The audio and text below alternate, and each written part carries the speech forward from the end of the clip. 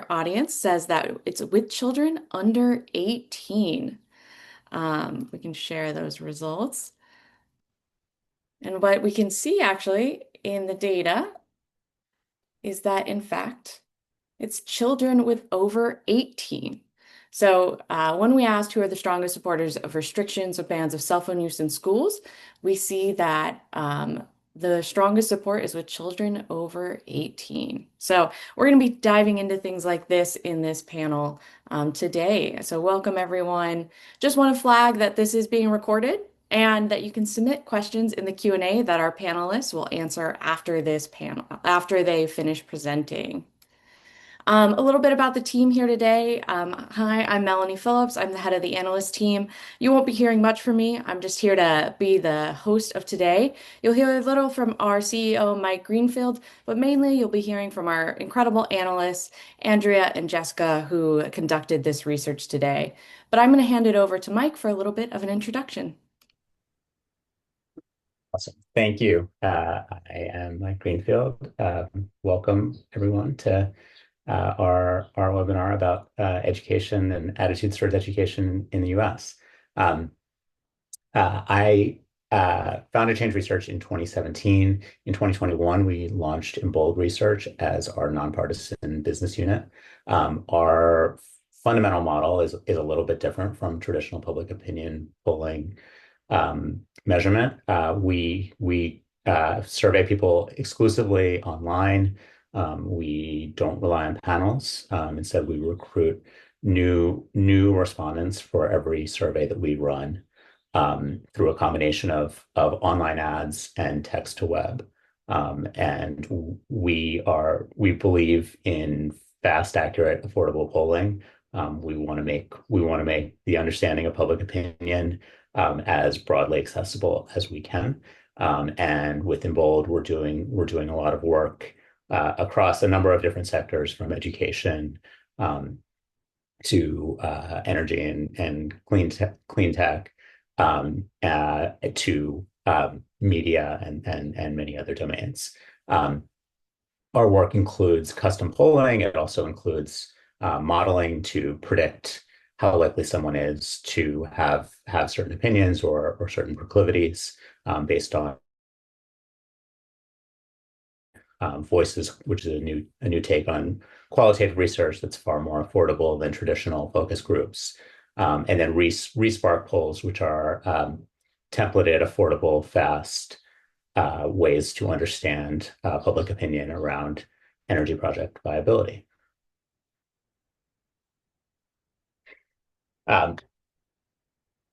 Part of the traditional landscape of polling, as I saw it when I sort of came into this industry, is that pollsters will survey 600 people, they'll produce a report, they'll send it to the client, and then for all intents and purposes, they throw that data away.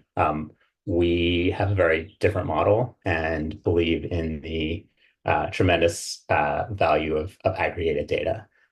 And we've conducted thousands of surveys over the past 8 years with Change Research, 4 years with Embold Research, and are doing everything we can to bring that data to the fore. This poll is a Compass poll. We want to talk just a little bit about our Compass poll insider subscription. Compass polls are polls that we're doing on a regular basis to understand public opinion around important issues of the day.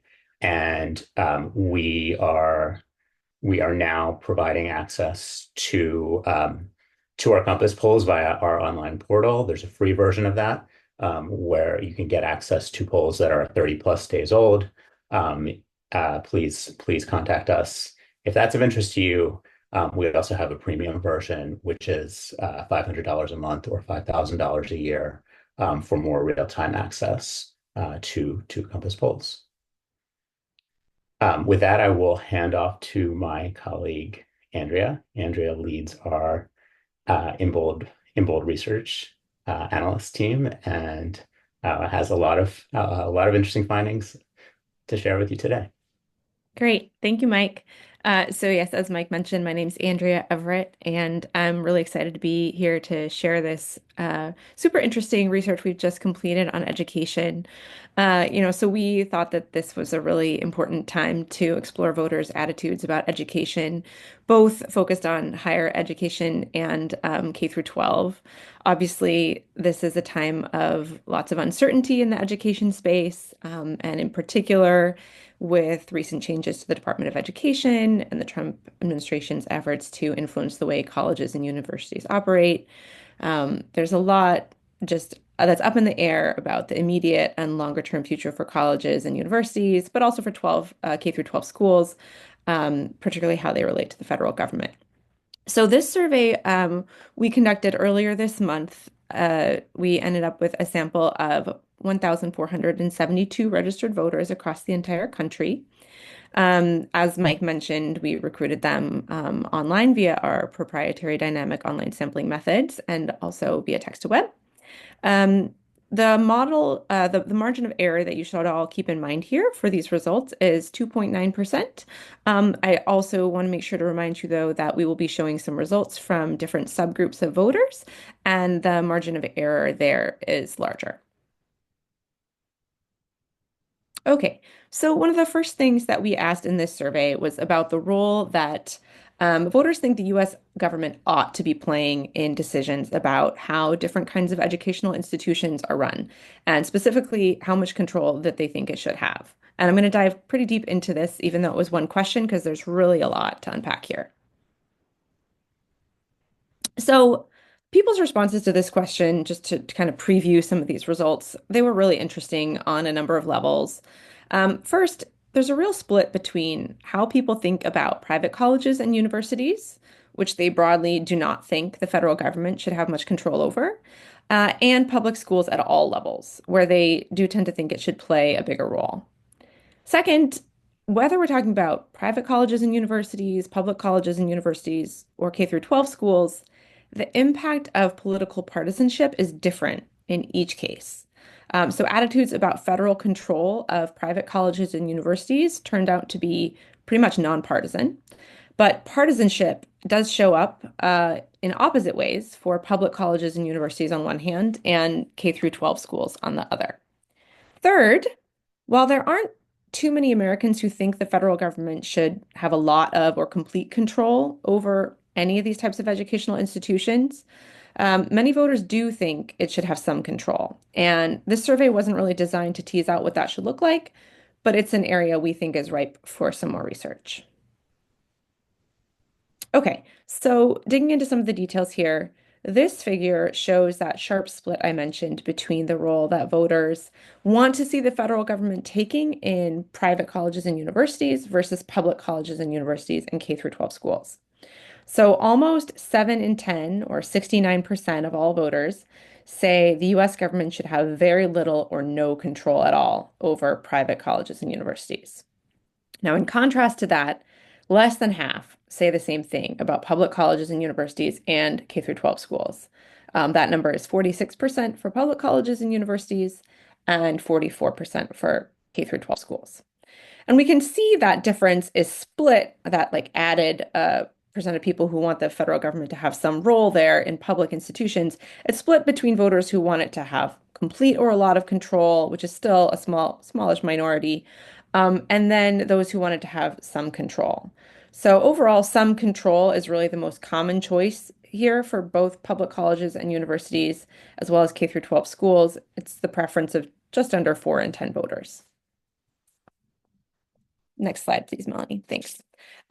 So this figure digs into the details of attitudes about private colleges and universities for some different groups of voters. And one really striking thing here is that partisanship just doesn't seem to matter much. Between 66 and 70% of Democrats, independents, and Republicans agree that there's very little or no role for the federal government in controlling these schools. Similarly, voters' educational backgrounds don't make too much of a difference here. Those with college degrees and those without them have very similar preferences. But one place where we really do see meaningful differences is race and ethnicity. So 3 in 4 white voters, 74%, say the US government should have very little or no control over private colleges and universities, but that drops down to the upper 50s for Hispanic, Black, and Asian American voters.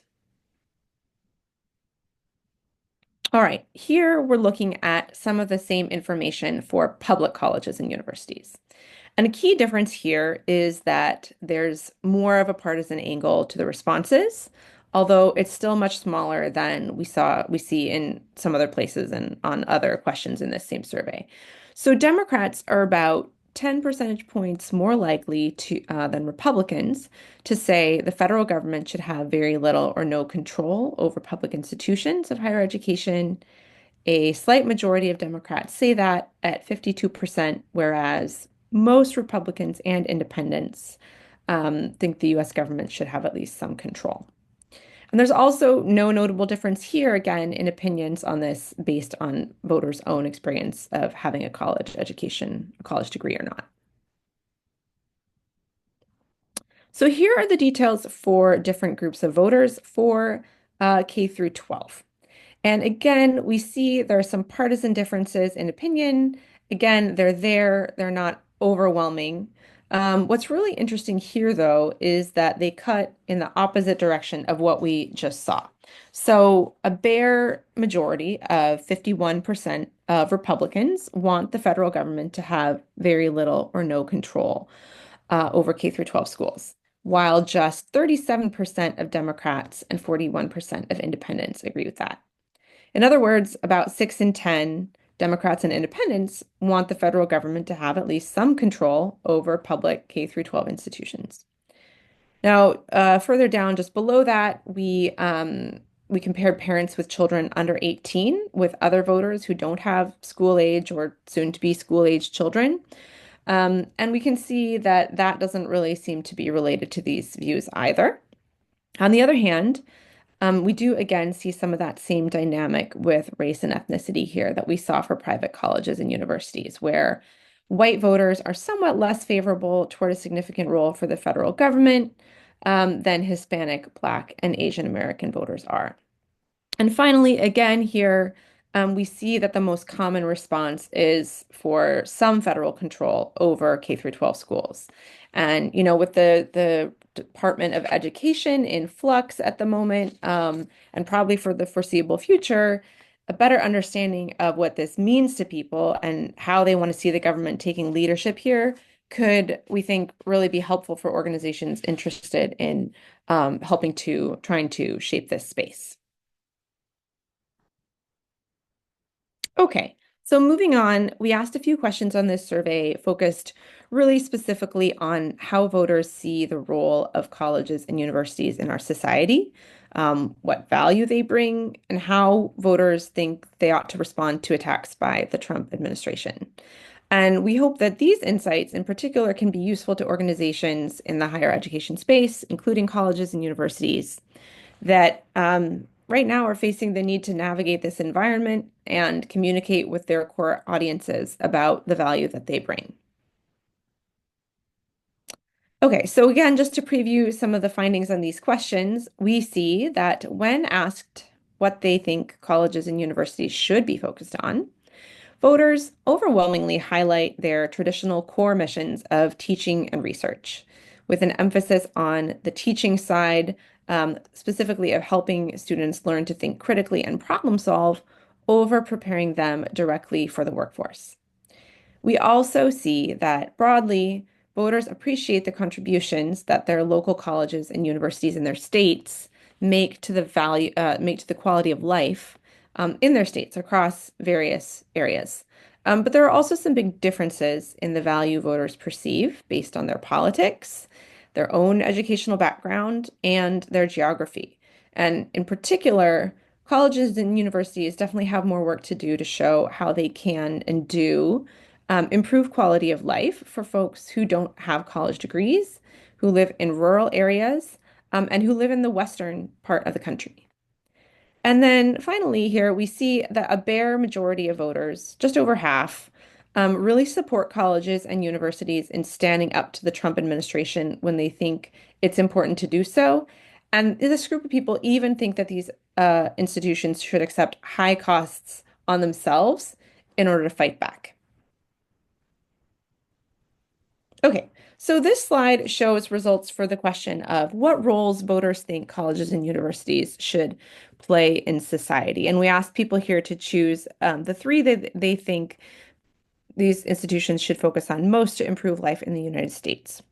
And we offered them a list of six.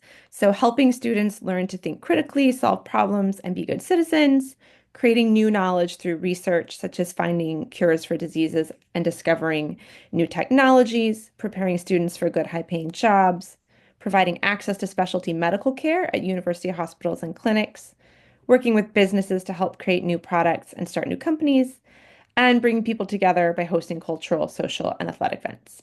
So, what we can see here is that the top two of these, helping students learn to think critically, solve problems, and be good citizens, and then creating new knowledge through research, are far and away the ones that really every group of voters we looked at identified as most important to them, where they think these institutions should be focusing. Um, Across the board, helping students learn to think critically and solve problems and be good citizens came out on top, with a small exception for Democrats who put creating new knowledge through research first. But the main point here is that these are the core um, missions traditionally of colleges and universities, and this is definitely what people want to see them focusing on. Preparing students for good, high-paying jobs came in third place, but pretty far behind. And then there were a couple of places down at the bottom here where we did see some differences in what people emphasize and want these institutions to be doing between Democrats and Republicans. So Republicans are definitely more interested than Democrats in seeing colleges and universities working with businesses to help create new products and start new companies. So focusing on ways to help support the economies of their local areas. And then Democrats were more interested in seeing them help bring people together through events. Here we asked about what people think about the impact that colleges and universities are actually having in practice in their own states on different aspects of life for their residents. And what we see was that voters are generally pretty pleased with the contributions and the value that colleges and universities are making across the five areas that we highlighted here, which include providing access to quality education for young people, access to specialty medical care, again, hosting cultural, social, and athletic events, and then a couple of areas focused on the economy, so creating jobs and supporting local businesses, as well as promoting economic growth in the state. At least half of voters overall see positive impacts on all of these areas from the colleges and universities in their states. Then here we dug into what the responses to this look like in more detail for some different groups of voters. And we can see that there are actually pretty big splits on some of these by politics, educational background, and geography. So there's some groups of voters here where, broadly speaking, majorities perceive their local colleges and universities to be making a positive difference in the quality of life across their state for most or all of the areas that we asked about. So those are Democrats, college educated voters, and then broadly majorities in the Midwest, the Northeast, and the South, as well as urban and suburban voters. The boxes that are highlighted in orange are those groups where across these five areas, only a minority of people broadly see that universities and colleges in their state are providing positive value or having a positive impact on most of these areas. And so that is independents, Republicans, folks who do not have a college degree themselves, and then folks who live in the West or rural areas. So this really does suggest, that local context matters here. Okay, and then last of all, in this conversation about colleges and universities, we were really interested in, what people think about how these institutions should be responding to the threats that a number of them are coming under, that this whole sector is coming under from the administration, and how they should handle their relationships with the Trump administration right now. So we gave people three choices. Whether colleges and universities should stand up to the Trump administration when they feel it's important, even if it costs them a lot, whether they should cooperate with the administration when needed to keep government funding that they rely on. So basically, not going out of their way to cooperate, but doing so as an act of self-preservation, or whether they ought to reinforce the Trump administration's rules. And what we can see here is that far and away, more people suggested they want the colleges and universities to stand up to the administration. That's a bare majority of all voters. I think I mentioned that earlier. But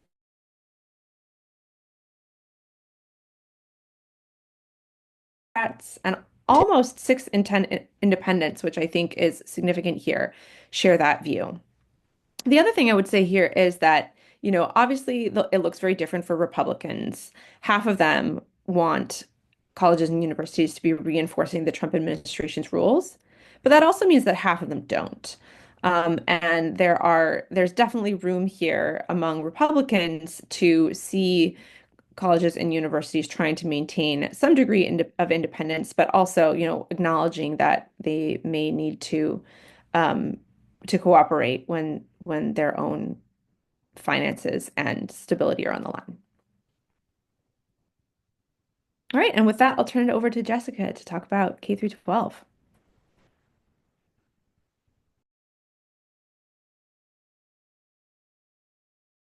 You're still muted, Jessica.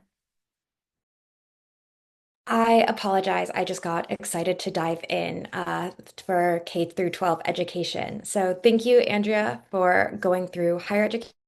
Like she said, I'm going to transition us to the K through 12 level. And when thinking about K through 12 public education, one of the key questions we sought to answer here was not just how voters feel about the current state of K through 12 schooling and public education, but how voters define a high quality education at a K through 12 level. And in seeking to understand how voters define good schooling, we also wanted to get their perspective on why they feel like student achievement is currently missing the mark.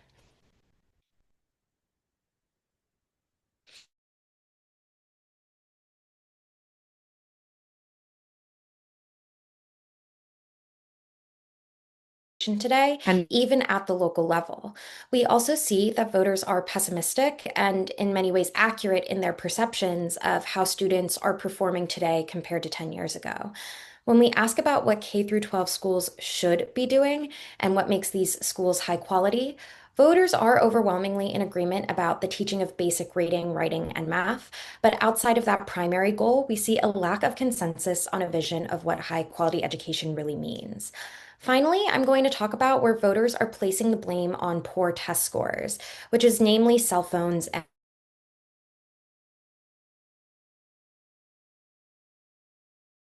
guarding phones and other technology. First, we asked voters about their satisfaction with K through 12 education, and we see the response is largely negative or more neutral. Few voters consider themselves very or extremely satisfied with the state of K through 12 education today. We also see that voters are more critical toward the quality of education at the national level.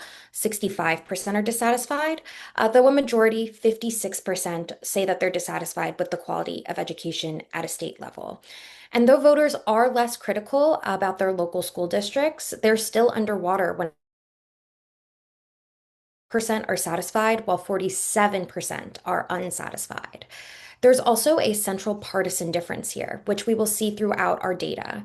We find that Republicans are much more likely to say that they're dissatisfied at all levels with K through 12 education compared to their independent and Democratic counterparts. This difference is particularly notable at the district level, where nearly 6 in 10 Republicans are dissatisfied with K through 12 education, while just 36% of Democrats feel the same. We then also asked voters how they believe students are faring now compared to 10 years ago. And the consensus is not well. These perceptions do match a reality that K through 12 standardized test scores have been declining for the past 10 years. So the sense that students are doing worse is not unfounded. However, this intensity is still quite striking.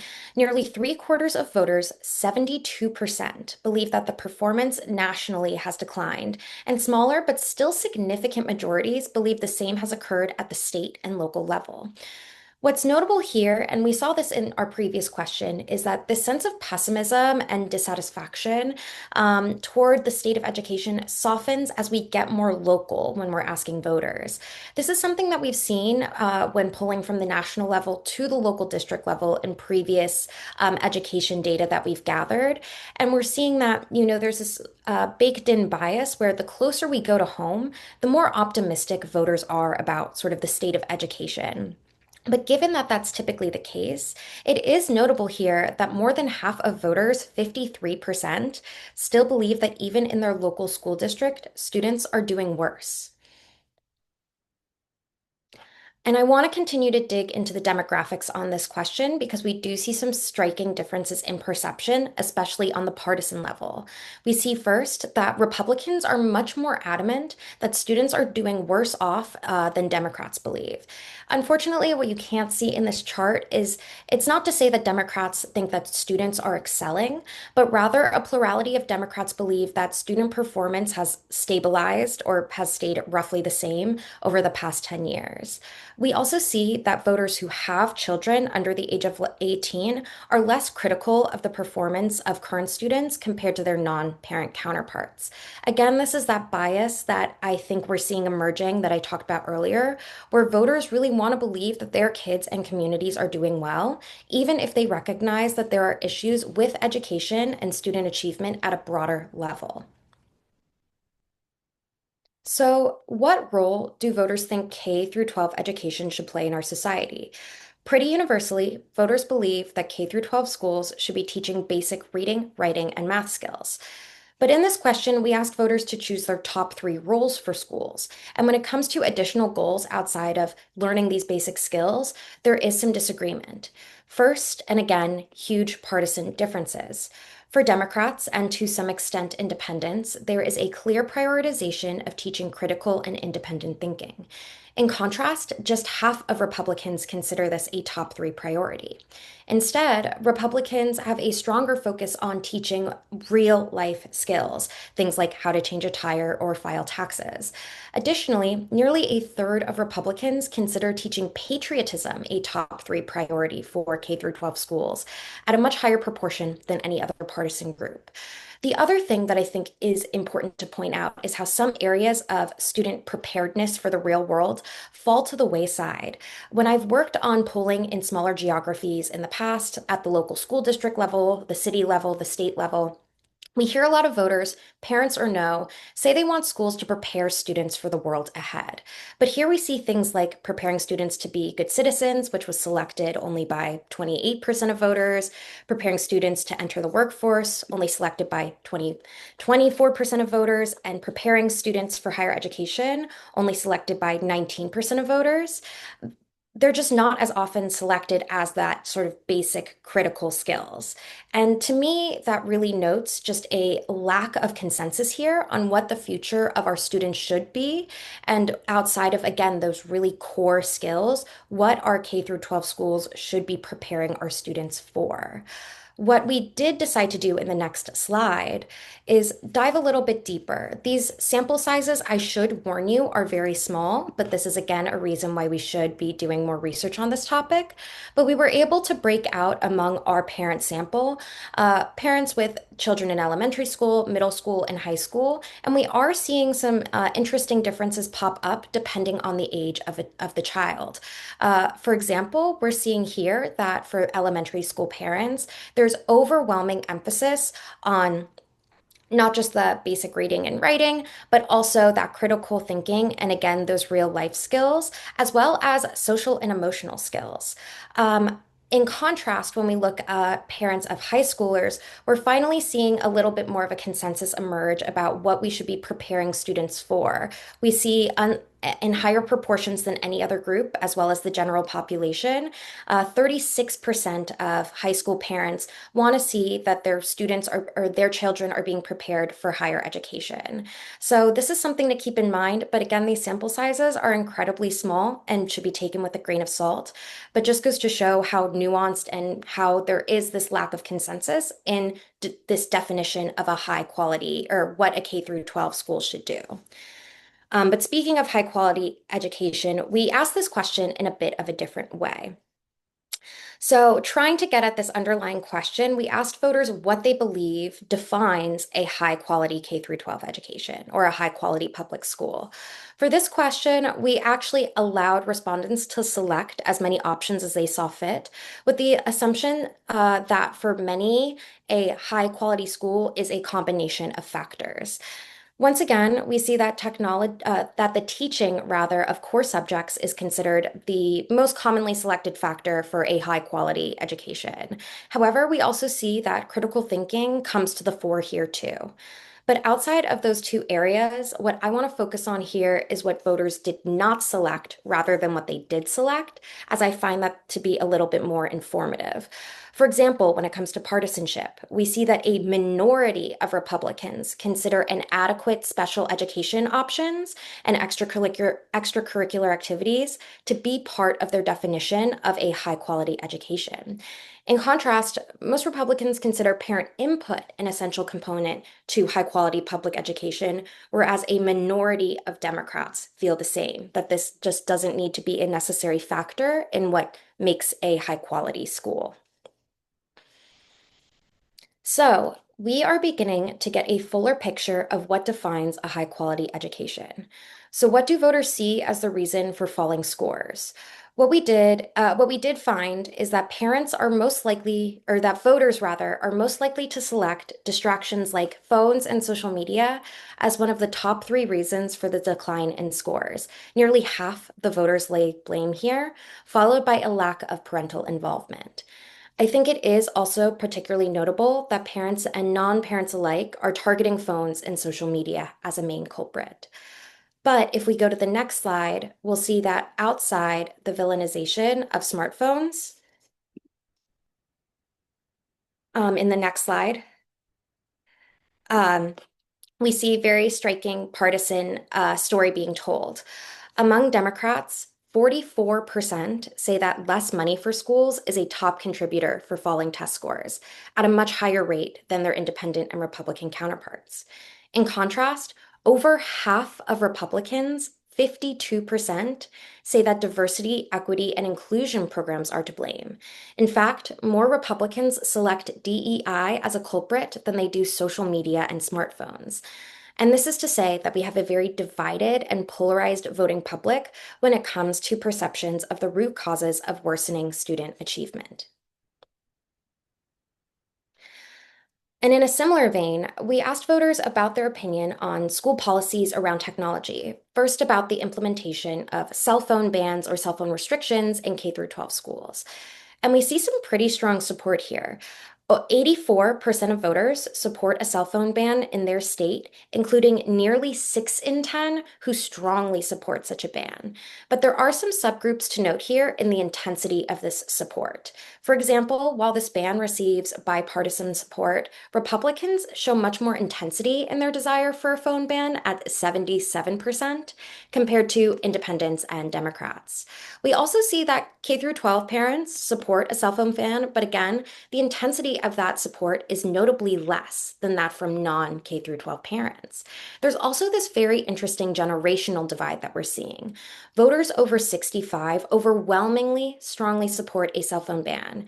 Though when majority of voters under 35 support it, that intensity is just not as strong. We're looking at 75% strongly support versus 32% strongly support. We also asked voters about the use of artificial intelligence in school. We gave voters several ways to describe how they believe K through 12 schools should implement AI, if at all. And what we see is that for a plurality of voters, 47%, there is an interest in having AI in schools, but in a very controlled manner. So we're seeing that just under half say that students should learn how to use AI tools, but only for very specific tasks and with teacher supervision. We also see that another third of voters don't want AI in classrooms or in school environments at all. However, virtually no voters want unrestricted use of AI when it comes to learning. Once again, we're seeing a lot of really interesting partisan divides here, and some that were a little bit unexpected for me. For example, Republicans are much more likely than any other political group to want an outright ban on artificial intelligence in the classroom. It's also notable that for a majority of voters with children under 18, 53% would like to see AI tools used in a controlled manner at a slightly higher rate than their non-parent counterparts. The last thing that I want to discuss here is the information environment around schools. If you have attended some of our webinars in the past, you may know that one topic we have a vested interest in is understanding the information environment of the world today and how news and information gets to people. And what we see here, which does align with our previous research around education information, is that when it comes to getting the information they need about local schools, voters are most likely to rely on their in-person networks, meaning friends, family, and other parents. We also see that for parents of children under 18, it's not just in-person networks, although those play a big part, but the schools themselves they turn to. We also, though, see, however, that social media does play an important role, especially with parents of children under 18. We then asked those same voters how reliable they find this information to be about local schools. And we do see some heartening news here. Large groups of voters say that the information they come across when it comes to local schools is at least somewhat reliable, if not very reliable. And while we do have pretty significant portions of voters in that somewhat reliable category, around 4 in 10, this is a promising finding in a larger media landscape where people are wary and entrusting of the information they've come across, which we've seen in a lot of our previous research, not just around education, but other topics as well. And so with that, I want to take us to our final slide to pass it off to my colleague Andrea to lead us through our key takeaways and where we're looking for our research to go further. Thanks so much, Jessica. So obviously, there's a lot here, and really, we know that we're only at touching the tip of the iceberg of what there is to learn about, voters and parents' views on higher education and K through 12 education in the current environment. So, just thinking back to what we've shared, I want to talk a little bit about what we see as some of the key takeaways, but also what those takeaways suggest for future directions, things that we would love to have the opportunity to unpack more, potentially with some of you. So, on the higher ed side, we really think, it's clear that Americans want the US government to have some control over public education, both secondary and post-secondary. But we don't know, what that looks like yet in terms of specifics, and also in terms of how those specifics depend on a voter's politics. So we think that's an area for definitely worth exploring more. We also think there's a lot of encouraging data here on voters' appreciation for both the core missions of higher education and also the values that colleges and universities are providing to residents of the states and communities where they're located every day. But it's also clear that those perceptions are not universal. And so, for schools who are in a position of needing to sell their value or increase their value to potentially skeptical audiences, I think there's a lot of opportunity to explore what's needed to help them do that, to help convince skeptical audiences to actually experience and also perceive the value that they provide. On the K through 12 side, as Jessica shared, there's obviously broad agreement that K through 12 education isn't where it needs to be. But voters and parents have on that many views about how schools should focus their resources and what makes for a quality education. So what we've seen here is that things like grade level of students And we'd love to explore So more how those things, affect preferences and in different places. And then finally, we see that distracting technologies are definitely the top culprit voters are blaming for declining student performance, although, obviously there are others that Jessica shared. But we also see large majorities support restrictions on phones and AI in school. At the same time, some groups are more opposed to those restrictions than others. And so I think it would be really worth exploring the details there. How do the details of things like implementation and what the policies are designed to do matter and what is needed to kind of potentially, in some cases, convince some of those skeptics that those policies might be worthwhile. So we'll leave it there and are very happy to take your questions. Thank you so much, everyone. While you're getting your questions in, I'm going to put out our last poll to see if what further questions or anyone might have. So I will be putting that up, and I see some questions coming in. So I will get that in a moment. I'll start with the first question so I can have Andrea take it. Regarding the question on cell phone ban restrictions, have you collected any data specifically on the perceptions of total bans or different types of individual restrictions? Just wondering if there's a significant distinction between restrictions and bans. So the question that we asked, let me just pull up the exact language so I can answer this correctly.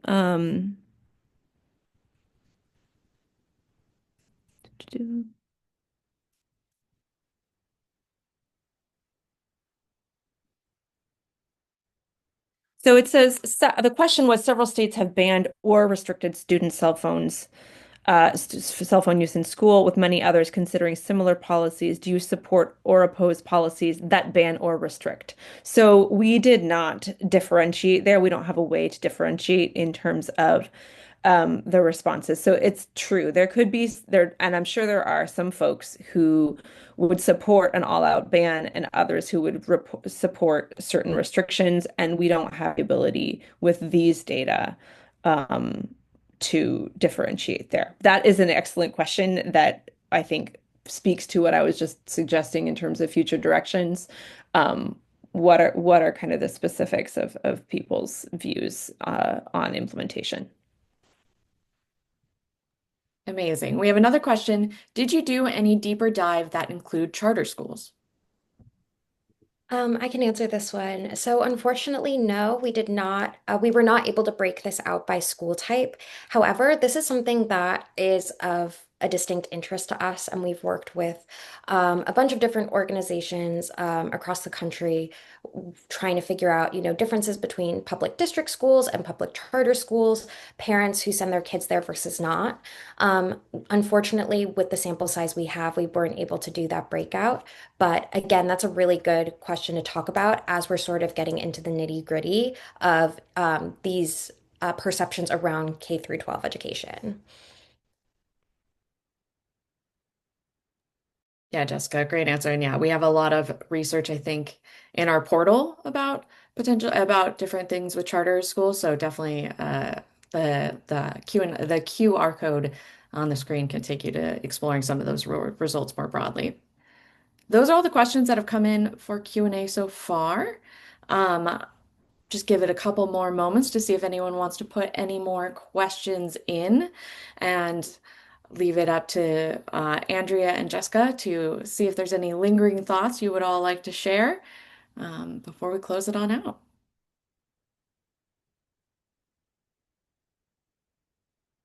Ooh, a question just came in. Um, uh, we we see with economic polling that people feel good about things when their party is in power and pessimistic when out of power, regardless of any real changes in the economy. Do you have any earlier polling to compare these results on schools? That's a really good question. Unfortunately, with these exact question wording about the state of education, we don't have like exact apples to apples previous polling. But what I will say is, we've been polling on education for a while, and regardless of political party, we have seen both at like statewide polls from, Philadelphia or from Pennsylvania to North Carolina to local school district polls that people's attitudes toward the quality of education has been steadily declining, have been increasingly pessimistic. So, similar to economic polling, there could be a sort of a party in power or incumbency bias.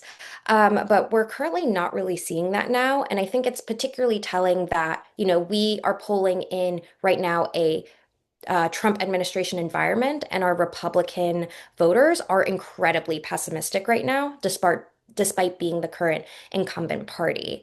So that is something that we definitely want to watch out for and build a trend for so that we can make a more accurate comparison. I'd like to jump in on this too. Melanie, could you go to slide 14? I was thinking about I don't we as Jessica mentioned, we don't have prior polling that we could compare to, which is really too bad because these results were really quite stunning to me considering the the fact that we have the Trump administration in power right now, the fact that Democrats are more likely to say that they want to see some more federal control over um, you know K through 12 schools given everything that's happening, and given trust in the Trump administration from that group of voters, I I really wonder if we had asked this, 6, 8 months ago, if this would have been even starker, right, on the Democratic side, if you would have seen even more of a difference. But it's really surprising to me to see that majorities still say this in the current environment, especially exactly as you noted with the way that perceptions of the economy change so much. So I don't know what this is about. And I actually think that that's an area where it'd be really interesting to explore more because there must be something underlying this about trust. Maybe it's a difference in trust at the local level um, that that would be really, I think, revealing to have a better sense of.